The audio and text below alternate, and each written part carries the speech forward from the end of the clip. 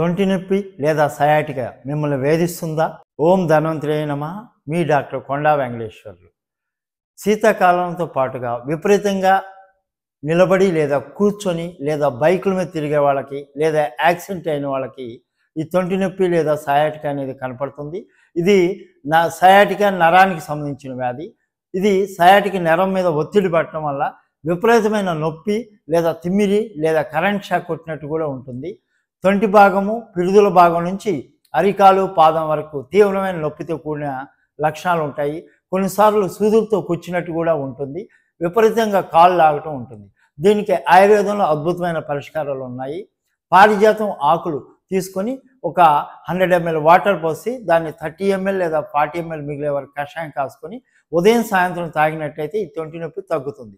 అదేవిధంగా వావిలా కషాయాన్ని కూడా ఇదే విధంగా తయారు చేసుకుని తాగితే తొంటి నొప్పి లేదా సయాటిక తగ్గుతుంది.